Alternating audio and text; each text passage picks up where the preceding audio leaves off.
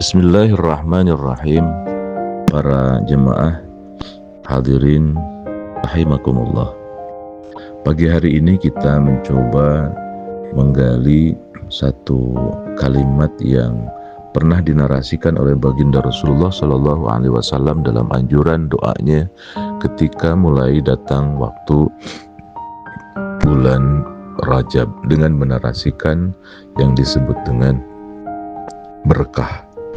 Rasulullah mengajari satu doa, Allahumma barik lana fi Rajab wa Sya'bana wa balighna Ramadan. Ya Allah, jadikan hidupku penuh dengan keberkahan mulai bulan Rajab ini, kemudian Sya'ban, dan masukkan aku dalam kehidupan di musim Ramadan. Rasulullah Shallallahu Alaihi Wasallam, tentunya arahan dari Allah Subhanahu Wa Taala, menandai ketika bulan Rajab itu adalah bulan di mana kita diarahkan untuk mencoba menggali, meneliti, meningkatkan, dan menginternalisasi, bahkan mengejawantahkan dalam kehidupan keseharian kita yang namanya berkah. Dan satu hal yang harus kita lihat juga, awal dari tarikan atau arahan untuk kita hidup berkah itu dari sholawat Ibrahimiyah. Allahumma barik ala Sayyidina Muhammad kama barakta ala Sayyidina Ibrahim. Ya Allah, berkahkan Nabi Muhammad seperti engkau berkahkan Nabi Ibrahim. Jadi prototipe hidup yang harus kita contoh diantaranya adalah contoh hidupnya Nabi Muhammad yang penuh dengan keberkahan, dan juga Nabi Ibrahim yang juga penuh dengan keberkahan. Keberkahan itu kalau digambarkan oleh Imam Raghib Al-Asfahani, diistilahkan dengan berkah itu adalah subutul khair al-ilahiyah fi syai'i. Ada sesuatu kebaikan ilahiyah. Jadi berkah itu ada kebaikan yang untouchable, yang di luar nalar rasa sadar. Betul-betul ada sentuhan Rabbaniyah, ada sentuhan ilahiyah. Maka beliau mendefinisikan dengan berkah itu subutul khair al-ilahiyah.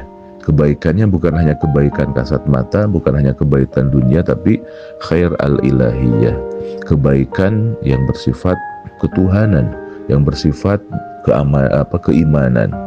Maka itulah diantara indikasi kita ingin hidup berkah ini menembus kehidupan kita, bukan hanya dunia tapi ke akhirat, bukan hanya bumi tapi ke langit.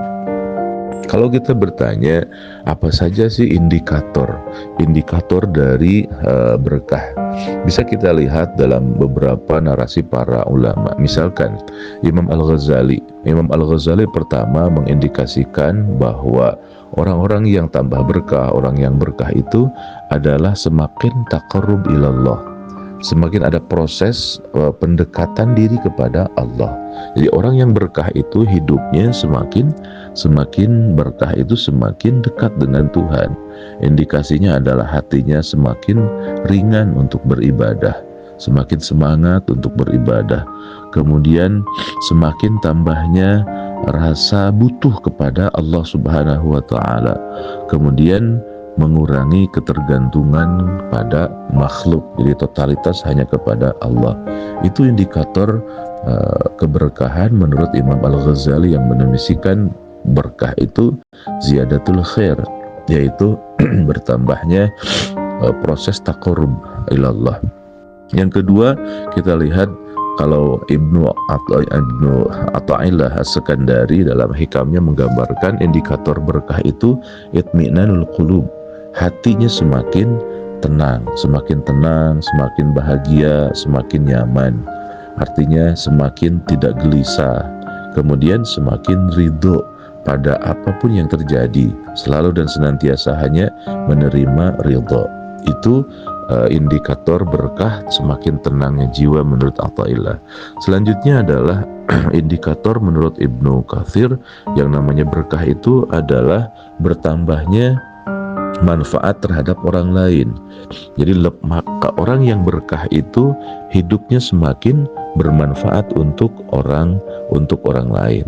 Jadi hidupnya tidak hanya sebatas manfaat baik untuk dirinya sendiri. Orang lain mendapatkan kebaikan dan kemudahan dari keberkahan hidupnya. Kemudian yang kedua, menjadi sebab turunnya hidayah, karena banyak kebaikan-kebaikan, kemudian semakin banyak orang yang mendapatkan wasilah dari kebaikan-kebaikan orang tersebut. Itulah indikator menurut Ibnu Katsir bahwa berkah itu semakin bermanfaat untuk orang lain. Selanjutnya menurut Ibnul Qayyim digambarkan bahwa berkah itu semakin tawazun ad-dunya wal akhirah. Orang yang hidupnya berkah itu dunianya baik, akhiratnya baik. Dunianya kaya raya, akhiratnya masuk surga. Jadi ini doa, atina fid dunya hasanah wa fil akhirati hasanah. Indikator berkah menurut Ibnul Qayyim adalah tawazunnya ad-dunya wal akhirah. Selanjutnya adalah Imam Sufyan Ats-Tsauri menggambarkan indikasi hidup berkah itu hilangnya kemaksiatan. Jadi orang yang hidupnya berkah memulai untuk tidak kembali kepada kemaksiatan yang pernah dilakukan, terjerembab dalam nista, dalam dosa. Semakin berkah, hidupnya semakin dijauhkan dari kemaksiatan.